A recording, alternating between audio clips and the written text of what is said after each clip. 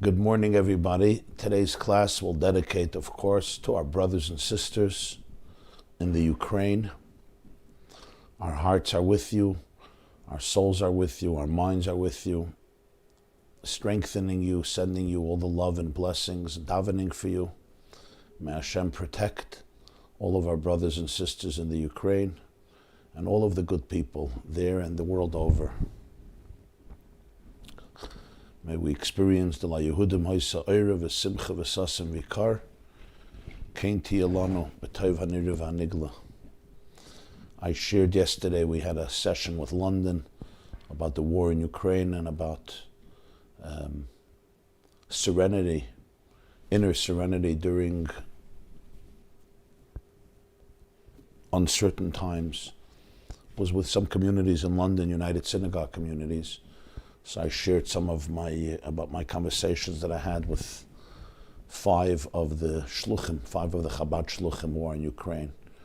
Sumy and Chernigov and Odessa and Mariupol and Kiev. So this is obviously a very, very intense time. And since the Jewish people are like one organism, one body, one superorganism, so as we know, when it comes to exercise and physical health, when you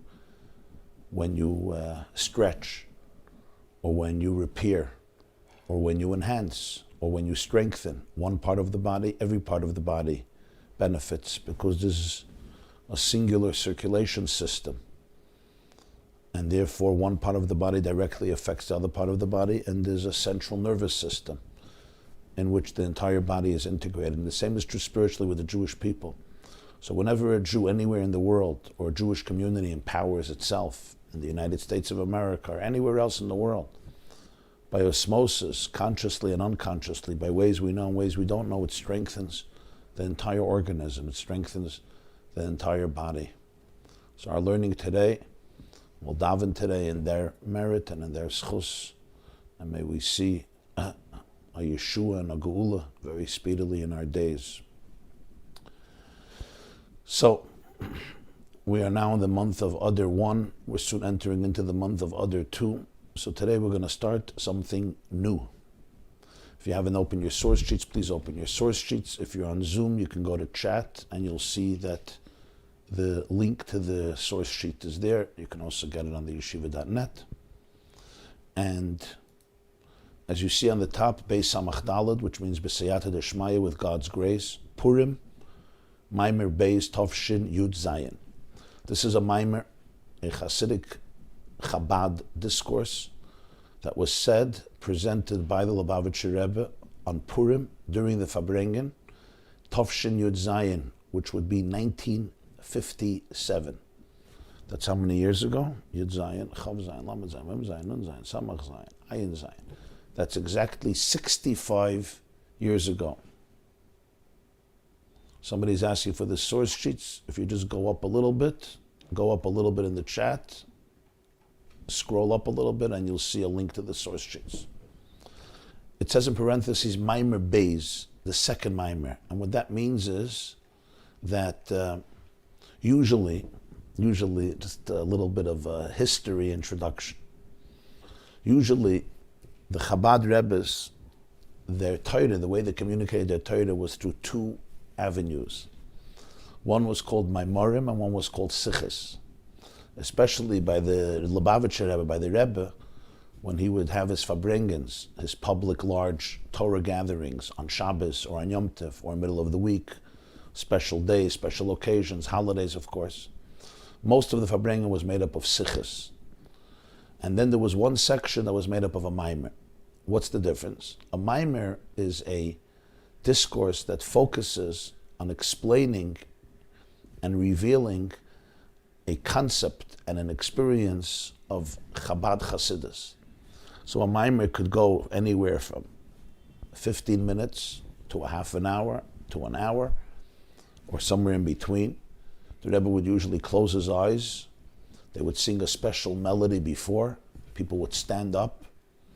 In the middle of the niggin, he would tie a handkerchief on his hand, as the previous Rebbes would do. and there was an ambiance of intensity in the air, and then the Rebbe would begin the mimer with a special song, like Zachor Amalek. It would start with a pasuk or with a mimer chazal, with a statement of our sages, and it would go in to really explore a theme, a major fundamental theme in Jewish spirituality, Jewish mysticism, Kabbalah, Chassidus. It could be focused on the purpose of creation. It could focus on what a soul is. It can focus on the spiritual chemistry, the spiritual science of the universe. For example, the spheres.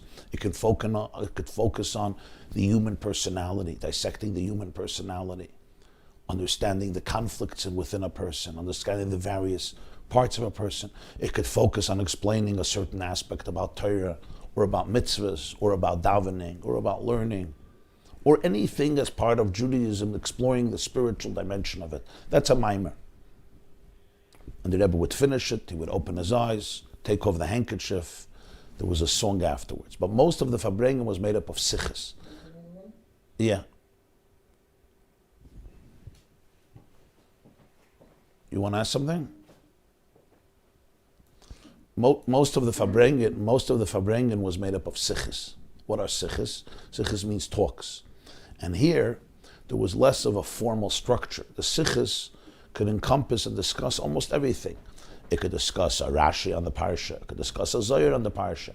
It could discuss a siyum of a tractate in Gemara, a hadron on the whole Shas. It could discuss something about education or something contemporary going on in the world, or going on in Eretz Yisrael, or the future of Judaism, or Jewish continuity, or Jewish education, or a particular crisis in the world, or a particular dilemma among the Jewish people. It can explore issues in hashkafa or in machshava, in contemporary Jewish life. It can talk about this. It could be a state of the Jewish people address. Literally, it talk about the themes of the parsha. It could talk about a theme in halacha, a pilpul, rishonim, achronim. So most of the Rebbe's Farbrengens were made up of Sikhs, and usually there was one section that was reserved for a mimer. And this is how it was by most Farbrengens. There were a few times that he said more than one mimer in one Farbrengen. And Purim Tavshin Yud Zayin, Purim 57 is one of those times, and that's why it says Purim Mimer Beis, because earlier in the Farbrengen there was another mimer. There was a mimer that he said earlier. Now, why at this Farbrengen did he say a second mimer? So later, I hope at the end I'll tell you a little bit of the history of what happened before the second mimer. But let's now begin. This is just an introduction. Purim Mimer Beis Tavshin Yud Zayin. Like every mimer, beginning with the Balatanya, it always begins either with a pasuk, thank you, or with a statement of our sages.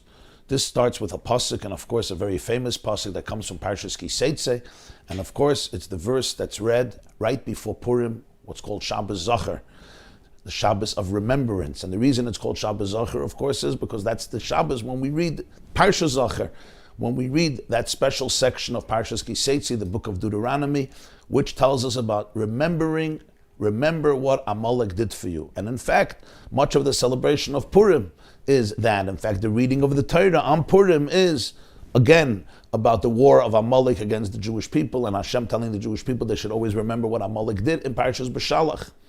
And when we read the Megillah and they mention Haman or Haman ben Amdas, everybody claps, pop, pop, pop, pop, pop, the graggers come out. It's also part of remembering what Amalek did for us, since, as our sages say, Haman was a descendant of Amalek, of the original Amalek, and of the nation called Amalek, which came and was originated by the man named Amalek, who was a grandson of Esav. Esav had a son, his name was Eliphaz, and Eliphaz had a son whose name was Amalek. Remember what Amalek did to you. Again, this is a verse in Deuteronomy chapter 25, verse 17. Parshas Ki Seitzei Perek Chafei Pasuk Yud Zayin, as you see in footnote number 1. V'isa b'medrash. On this verse, there is a medrash, a teaching of our sages in the oral tradition known as medrash. Where is this medrash? If you look in footnote 2, you see every source, every statement here, every reference is sourced in numbers. So on the bottom you could see the source. Pirkei Rabbi Eliezer, Perik Mem Daled, the famous Midrash known as the chapters of Rabbi Eliezer, that comes from the great Rabbi Eliezer Hagadol, Rabbi Eliezer ben Hyrcanus, who was the Rebbe of Rebbe Akiva, lived during the 1st century after the Common Era, during the era of the destruction of the second Beis HaMikdash, and afterwards. And his Midrash is called the Chapters of Rabbi Eliezer, chapter 44. And there's also other sources, Yalkut Shemaini, Kiseitze, Tanchuma Parshas Kiseitze. What does the Midrash say? It's a fascinating Midrash. Amrulai Yisrael. The Jewish people, Yisrael, turned to their master and they said, Moshe Rabbeinu, Moshe our teacher, we have an issue. Because of Echadaimer Zachor Yashras Alach Amalek. Because of Echadaimer Zachor Yashem Shabbos Lakatshay. He'echi Skamu Shneim Ze Zachor Ve Ze Zachor. Baruch Atah Adonai Eloheinu Melech Haolam Sha'akol Niyah B'dvareh. We have a major problem. One verse in the Torah says, remember what Amalek did to you. Another verse in the Torah says, remember the day of Shabbos to sanctify it. Of course, we know where these two psukim are. The first one I just mentioned is in Kiseitze. The second one is part of the 10 Commandments. It's part of the Aseres HaDibros and Parshas Yisrael. Remember the day of Shabbos so that you can sanctify it. Zachor Yashem Shabbos Lakatshay. We say it in the Kiddush, in the preparation of the Kiddush, Shabbos morning. He'echi Skaimu Shneim. How can they both coexist? This one we have to remember, and this one we have to remember. There is a conflict of interest. They seem mutually exclusive. You're telling me, remember what Amalek did to you. You're also telling me, remember Shabbos. The Jewish people say, Moshe, our teacher Moshe. They cannot coexist. Either you remember one or you remember the other. How can they both exist together? Ze Zachor ve Ze Zachor. Remember this and remember this. Now, I know what you're thinking. You're thinking, what's the question, right? Very good. The Rebbe is going to address that. But let's hear the Midrash. Amalek Moshe responds, Loi doime kois shel kunditun, le kois shel chaimetz. Zekois v'zekois. We don't compare a cup of wine to a cup of vinegar, even though they're both cups. Wine fills the goblet, and vinegar fills the goblet. They're both cups, but they're completely non-comparable. Zachor lishmar lekadosh Yom HaShabbos, v'zeh zachor la'onesh. The two remembrances are very different. When it comes to Shabbos, you remember Shabbos in order to preserve it, in order to sanctify it, in order to confer upon it a sense of holiness and serenity and tranquility, a sense of festivity. Shabbos is a day that we protect Shomer by disengaging, by staying away, by abstaining from the various labors of Shabbos, various labors that would compromise the sanctity of Shabbos. Shabbos, in a positive sense, we imbue the day with Kedusha, with sanctity, in addition to its own sanctity. Here, we also remember Amalek. We don't remember Amalek to protect Amalek, to sanctify Amalek, to confer special holiness on Amalek. On the contrary, it's to penalize Amalek. L'onesh, it's to penalize, to punish Amalek. That's the Midrash. Now here is a classic example. You read a Midrash, and you don't understand. Midrashim are not created, God forbid, just to entertain people, because the Tanakh is not enough, so we need some extra entertainment. The Midrash is here to bring out the nuanced, intricate depth of each pasuk. I discussed this with you many times about different Midrashim. You may remember the class about what our sages in the Midrash and the Gemara talk about Batya coming to bathe in the Nile, and she extends her hand to fetch and retrieve the basket in which baby Moshe is present, and our sages say her arm extended. That's a famous Midrash. Like, where did they see it in the verse? Why would they go there? Every Midrash, as we discussed numerous times, is here to fill in the gaps, to give us the deeper layer of meaning, of significance, to allow the ultimate message to resonate with us and to give us the full harmony of the ballad of Torah. Now, when you read this Midrash, They tell Moshe Rabbeinu, you said remember Shabbos, you said remember Amalek, they can't coexist, impossible. So Moshe says, no, there's a cup of vinegar, there's a cup of wine, they're both cups, and they could both exist. Over here, remembering Shabbos to sanctify, here remembering Amalek. Asks the Lubavitcher Rebbe in this mimer, v'tzarich lahaven. We need to understand this Midrash. Mahu hakasal kedaitech l'shaylos bnei Yisrael kosev echadayim v'kosev echadayim reichis kamu shneim. I don't understand their question. Why can't we maintain in our mind both of these remembrances? I want to ask you a question, everybody who's listening here. There's only one thing in your life that you remember. We could remember various things, and sometimes we remember great moments, and sometimes we remember difficult moments. That's how memory works. When you go down memory lane, you don't only have one memory, even consciously, there's so many things that we constantly bring to the fore every single day. How many memories do you have? Memories come up. Some memories we repress, some memories we suppress, but there are memories that are part of our lives, and we can hold in our brain more than one memory, more than one remembrance. I don't understand, he says. They're telling Moshe Rabbeinu, sorry, they're mutually exclusive. I don't understand. Why can't you have both? In fact, there are other items in Judaism, other pieces of history, other truths, other fundamental ideas that we have an obligation to remember every day. In Shulchan Aruch, in the code of Jewish law, in Orach Chaim, Siman Samach, in the Alter Rebbe's Shulchan Aruch Harav, quoting the Magen Avram, he says in footnote 5, he discusses the obligation every day to remember either 4 things or 6 things, Sheish Schiris. In fact, some people have a custom after davening to explicitly mention the 6 things that we're supposed to remember every day. The first thing is the Torah asks us to remember every single day Yetzias Mitzrayim, the Exodus of Egypt. The second thing the Torah asks us to remember is Maamer Har Sinai, the moments we stood at Mount Sinai to receive the Torah. The third thing is Zachor Amalek. Remember what Amalek did. The other thing is to remember the Egel, the fact what we did, that we created the calf. There's another remembering. The Torah wants us to remember what God did for Miriam. And then there's the remembrance of Amalek. 6 things. So why don't they ask, well, 1 second, if we're remembering Shabbos, how could we remember the Egel? How could we remember Mount Sinai? How could we remember Miriam? And the answer is, people can remember more than one thing. So why can't Moshe say, remember Shabbos and remember Amalek? They say, no. What's the question? Now let's analyze the answer. What was Moshe's answer?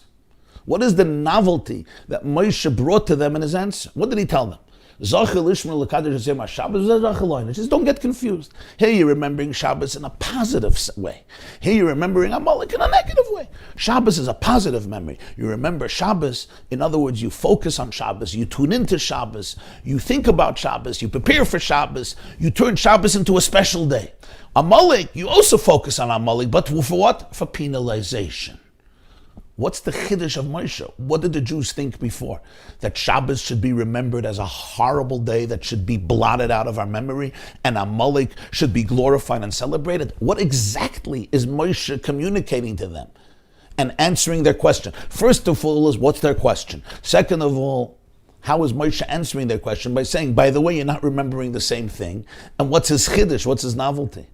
Certainly,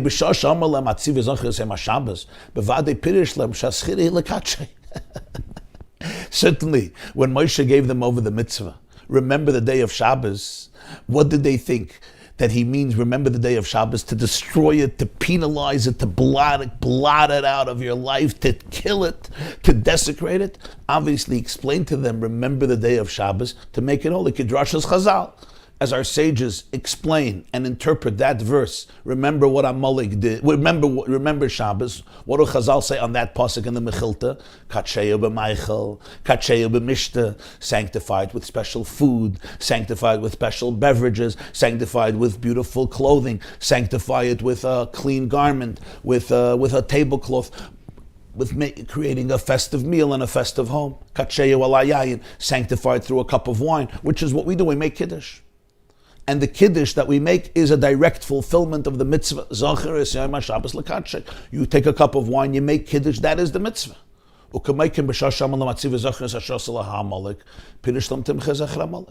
When he gave them the commandment to remember what Amalek did to them, he right away explained, you should blot out the memory of Amalek. You should delete and obliterate the memory of Amalek.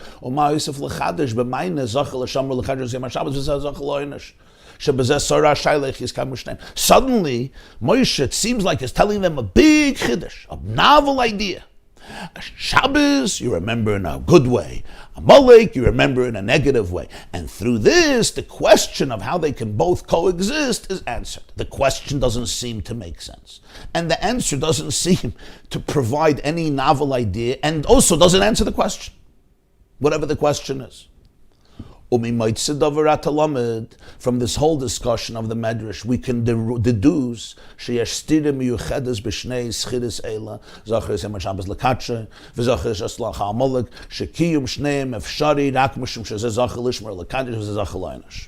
So we have to conclude as follows. There is some fundamental contradiction when it comes to these two remembrances. Remembering Shabbos and remembering Amalek. There is something that there's something here that is that creates an internal conflict. And it made the Jewish people feel that they cannot maintain both of them. In their minds, in their bodies, they cannot harbor both of these memories. And the only way it's possible, and this is what Moshe was telling them, is only when they understand that this memory is in order to preserve and sanctify Shabbos, and this memory is to penalize Amalek. So that's what it's clear, but what does this mean? Gam tzarich lahavin, another question asks the Lubavitcher Rebbe, Mani toisev ba'avanas ha'inyan adei hamashal she'ene doima kois shel kunditun v'kois shel chayim et zekais v'zekais. This is an amazing and a fantastic and such an important question. Teaches you how to learn, how to think, the methodology of learning Midrash. Why does Moshe give this metaphor about a cup of wine and a cup of vinegar? And he says, this is a cup and this is a cup. Whenever our sages or the Torah introduces a metaphor, a parable, an allegory, it's not just, why not? There's a reason for it. There's something that is explained or clarified through this metaphor. Moshe could say his message very, very clearly without discussing a cup of vinegar versus a cup of rich, exotic, and delicious wine. He could say, you remember Shabbos in the positive sense, and you remember Amalek in the negative sense. So Moshe says, no, let me give you a metaphor. And the metaphor is, there are two beverages, and they're both in goblets, they're both in kaises, they're both in cups. One is wine, and one is vinegar. But they're both in cups. This is a cup, and this is a cup. This is a glass, or this is a glass. This is a goblet, this is a goblet. But they're very different. Okay. How does this add understanding into his message? What would be misunderstood without this? This is the first chapter of the mimer where the Rebbe presented his question. So the summation of this chapter is, he quoted the verse, Zachor es asher asa lecha Amalek, he quoted the Midrash explaining the verse, and he raised three fundamental problems with this Midrash. Number one, the question doesn't seem to be understood. We don't understand what's bothering them. Number two, even if you figure out what's bothering them, we don't understand Moshe Rabbeinu's answer. How does his answer respond to the question? And what's the novelty in his answer? He seems to be saying something obvious. Number three, he gives this metaphor which seems to be completely superfluous, excessive, and unnecessary. Okay, before I go on, let me take a question.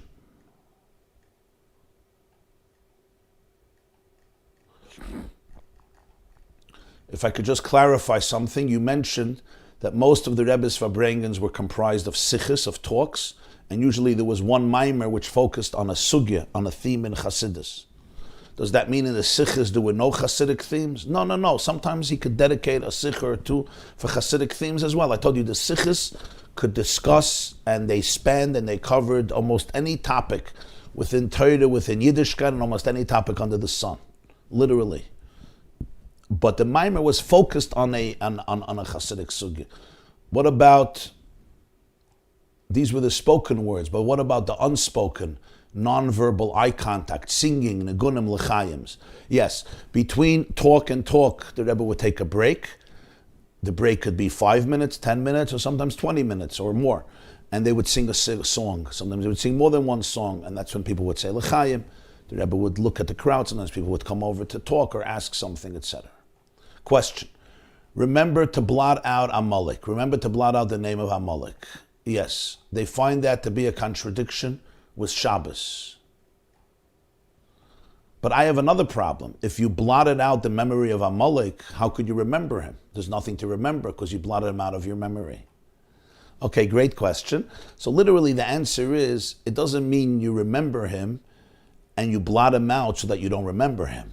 It means, you should, like Moshe Rabbeinu was saying, you should always remember the toxicity of Amalek. You should always remember the danger of Amalek so that you could be on alert not to allow Amalek to infiltrate your ranks, not physically and not spiritually. It's that heightened alertness to the danger of Amalek.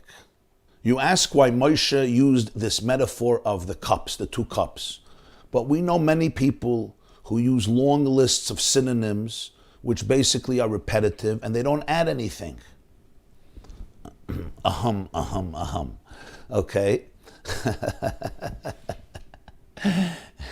Guilty as accused. Okay, first of all, Moshe Rabbeinu was not just any person. If Moshe Rabbeinu is giving a metaphor, there's a meticulous reason for it. It's not just for why not. That's number one. Number two, even not Moshe Rabbeinu, even a professional communicator on a much lower level than Moshe Rabbeinu, if you're giving a metaphor or a parable, there's a reason for it. You need to justify it. It's not like this dramatic metaphor that may lure the crowd into your charisma. It's like you start with a story, or you start with some dramatic event or episode or joke, etc. Here it's a very parable about 2 cups of wine, so there's obviously something we're not getting in his response. Now, of course, the third question is a direct continuation to the first 2 questions, because if we have the answer to the first 2 questions, then we'll understand the third, and we'll see that for his message, he has to introduce the concept of the cups. Very good questions. Seif Beis, let's go to section 2. Well, to understand this, we have to introduce first and foremost Biur Maamer Azal, the explanation to what our sage is saying. Gemara, Maseches Megillah Daf Zayin Amud Beis, Tractate Megillah, page 7b. The Gemara says, Amar Rav said, Chayav inish lebesume bepuria adelayada bein arur Haman shumizera Amalek lebaruch Mardechai. A person is obligated to become inebriated on Purim, as Rashi says there, lehishtaker bayayin, to become inebriated, to become drunk on wine on the day of Purim, to the point that he does not know, he becomes unaware. He does not know anymore the difference between cursed is Haman and blessed is Mordechai. And the Rebbe says, what's the connection to this issue? Because as we know, Haman was a descendant. He was from the progeny, he was from the seed of Amalek. In fact, that's why many commentators explain he's called Haman ha-Agogi. What is Agogi? So the Targum Sheni for Esther, Megillas Esther Perek Gimel, explains Haman comes from Agog. Agog was the king of Amalek, who came from Amalek, and he is the king that Shaul Amelech, hundreds of years before the story of Esther and Haman. Shaul Amelech, the first king of the Jewish people, King Saul, captured Agog. Shmuel killed him, Shmuel the prophet killed him. So Haman came from his seed. So our sages tell us on Purim you're obligated to be inebriated until you don't know the difference between cursed is Haman and blessed is Mordechai, which at first glance and even at second glance is very difficult to fathom, very difficult to comprehend. Because, number one, why would you not want a person to know the difference between that which is cursed and that which is blessed? Isn't that the function of all good education? Teaching your children wrong from right? Teaching them the difference between that which is cursed and that which is blessed? Teaching them the difference between those pathways in life or those behaviors in life that are toxic, that are destructive, that are counterproductive, that confer curses upon the world, to those pathways in life that produce blessings in the world? Isn't that what we hope for every person? If I would tell you that you're living in a community, or you're living near neighbors, or you're living among people who don't know the difference between Haman and Mordechai, that's moral relativism where there's absolutely no difference between the two. That's scary. And yet on Purim, that day when we celebrate the victory of Mordechai, Chazal say, you should get so inebriated until you don't know the difference. What does this mean? And of course, there's a bigger question here. If you don't know the difference, then why are you celebrating? The whole reason we celebrate Purim is because Mordechai was triumphant and Haman was defeated. If there's no difference between the two, then you're pulling the rug out from the entire zeitgeist, from the entire raison d'etre of Purim. So if you don't know the difference between the two, then stop the party. The celebration should cease. So one explanation in this is Al pi amavur bekisvei harizal b'shar hakavonos, based on what's explained in the writings of the Arizal. The Arizal was Rabbeinu Yitzchak Luria. Arizal stands for, it's an acronym, Adonenu Rabbeinu Yitzchak Zichroinu Levracha. Our master Rabbi Yitzchak, because the Arizal's name was Yitzchak, Rabbi Yitzchak Luria. So they call it Lurianic Kabbalah, Rabbi Yitzchak Luria, who of course lived in Svas for 2 years, the last 2 years of his life, until his passing, Shin Lamed Beis, 1572. At the very young age of 36, buried in Svas. And one of the writings of the Arizal has many books that were transcribed by his students, but there's one famous section called Shar HaKavonos. Shar HaKavonos means the portal to meditations. And that's where the Arizal goes through the various prayers and festivities and holidays throughout the year, and discusses the kavanas, the appropriate meditations for each holiday, including Purim. And in the section of Purim at the end, this is what Arizal tells us. Sha'pirush bazehu kipshutai. The meaning in these words is literal. Sheyachlif. That you should actually substitute. You should actually become so confused, so to speak, that instead of saying, cursed is Haman and blessed is Mordechai, you should say the opposite. Blessed is Haman. Udeloi kanal. Unlike we explained earlier, this is a very interesting parenthesis. What does he mean? In the first mimer. In that Fabreng in Purim, Tavshin Yudzayin 1957, as I told you, the Rebbe said 2 mimer. Very rare that he did so, but he did so a few times. One time he said 3 mimarim on a Shabbos, but usually it was only 1 mimer. But there were times that he said a second mimer. By the way, one of the first time was Purim 1953. Purim 1953, it was already close to dawn, at around 3 in the morning, 3:30. And the Rebbe suddenly started to say a second mimer about Haman. And Al Kain Karu Layam made a Purim, Al Shem Apur. It's an amazing story I heard from Rabbi Yoel Khan. And it was the time that Stalin died, or Stalin fell ill. And the mimer was connected to that. Okay, but that's not for now. I'm just thinking about Russia and Ukraine, etc. The point here is that in the first mimer of that Fabrengen, the mimer was Chayev Inish L'Besumah B'Puria. So the Rebbe explained there, confusing, not knowing the difference. He explained it from a different angle, from a different perspective. So now he's saying that Arizal doesn't accept it. He says literally, you should exchange, you should substitute. You should, instead of saying cursed is Haman, you should say blessed is Haman. You shouldn't know the difference. Usually we say blessed is Mordechai and cursed is Haman. Sheyachlif, you should substitute. There should be hachlafa, zechalifasi. You should exchange it. Because you're inebriated, you could say blessed is Mordechai. That's what Arizal says. Unlike we explained in the earlier mimer, a spiritual explanation. Here it means literal. Elo shachilafu rak ba'arur Haman. Shebamakam arur Haman yoyma baruch Haman. But it's only one way, not the other way. It doesn't mean you should be inebriated to the point that you say cursed chas v'shalom is Mordechai. That doesn't happen. All that can happen is, says the Arizal, instead of saying cursed is Haman, you should say blessed is Haman. That's what the Gemara means. That even Haman gets a baruch, even Haman gets a blessing. It doesn't mean the other way around, that Mordechai, God forbid, gets the opposite of a blessing. It works only one way. Because even when a Jew is inebriated, he or she is connected. And the Arizal explains, and this is going to be the major theme of this mimer, what he means. But now he's quoting the Kabbalistic, mystical words of the Arizal. So if you don't understand it, that's fine. These are profound Kabbalistic concepts from the teachings of the Arizal, that Chassidus comes and enlightens and elaborates and explains, and most importantly, applies viscerally to our physical and daily lives. Mavayer explains the Arizal Shakavana Bezahu. The meaning in this is Kila Oilam Toicha Klipa Yesh Nitzutz Shel Kedusha Hameir Besoicho Machaya Isa.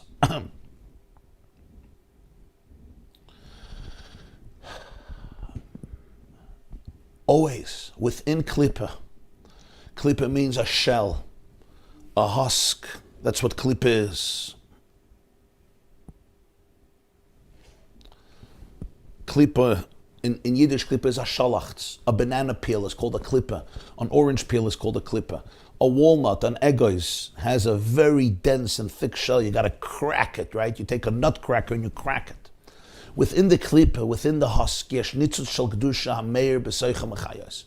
There's always a spark, a fire, an energy. I mean spiritual energy. I'm not talking here energy in terms of, a scientific energy. We're talking about a spiritual energy. A spark of holiness which is mayor, which is manifested in her. It shines in her and it actually vivifies her. It gives her chiyus. It animates, it gives her life. Says the Arizal, that's why.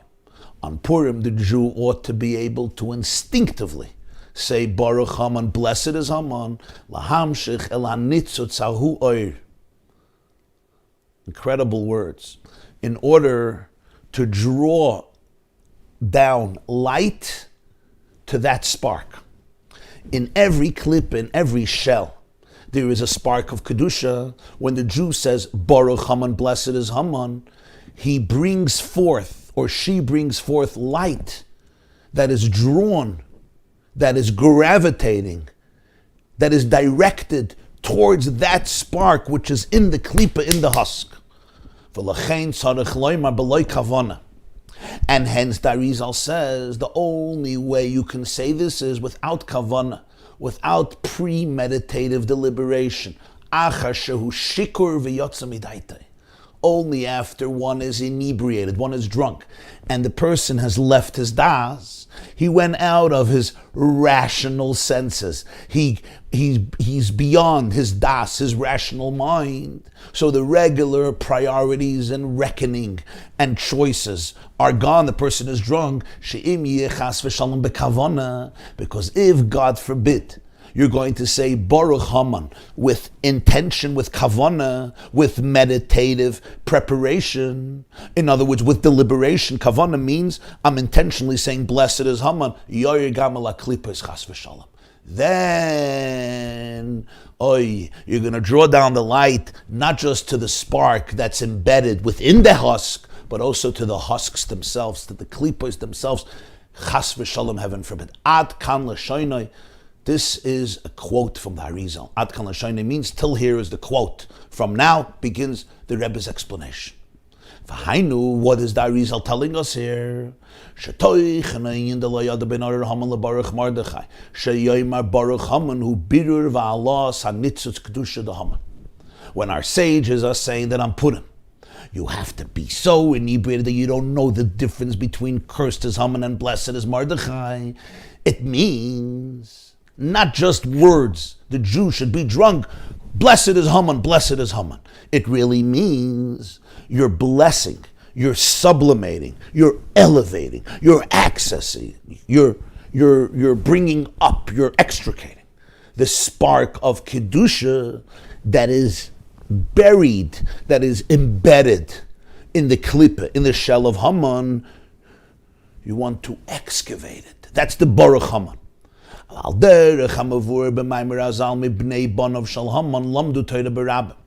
This is similar to what's explained in various Hasidic works about what the Gemara says in Maseches Gittin Daf Nun Zayin, the 5th chapter of Gittin Hanizaken.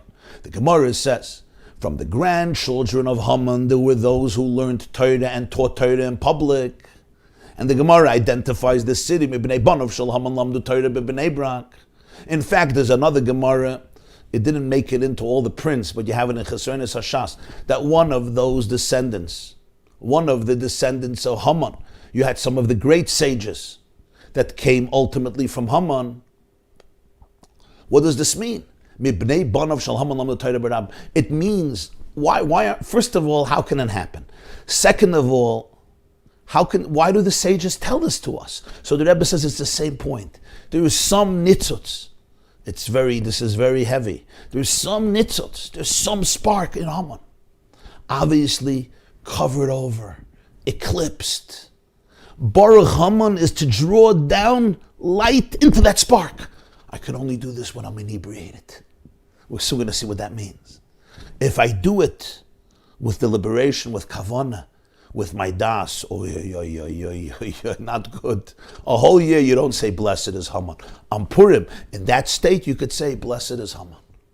That's what he's saying. Amnam ha'inyan de Baruch Haman sarich lizba'if de lo yada dafka. The only way you could bless Haman is if it's in a way of lo yada. You don't know. You don't know that you're blessing Haman. Ad de lo yada. It's very, very subtle interpretation. He's not just saying you bless Haman. You become inebriated on Purim ad de lo yada until you don't know the difference. He says the person has to be in a state of lo yada, of not knowing. Only then can they bless Haman.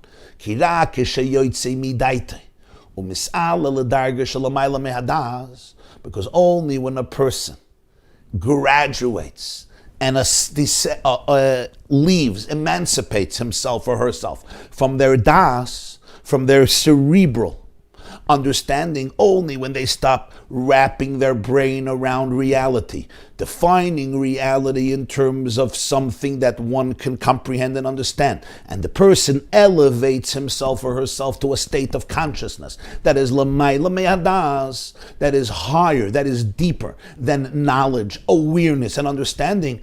Azayachalifel bidur va'alos anitzis kedusha dahaman.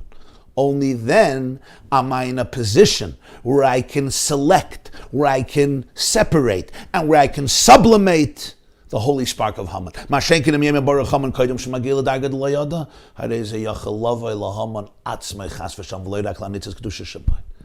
if I say, blessed is Haman, before I reach the state of lo yada, when I'm not in a state of ada lo yada, when I'm in a state of das, that's when I say, blessed Haman. He says, then the blessing can reach Haman himself. Not just the spark of holiness that is buried in Haman that you want to excavate, but it can reach Haman himself, the outer Haman.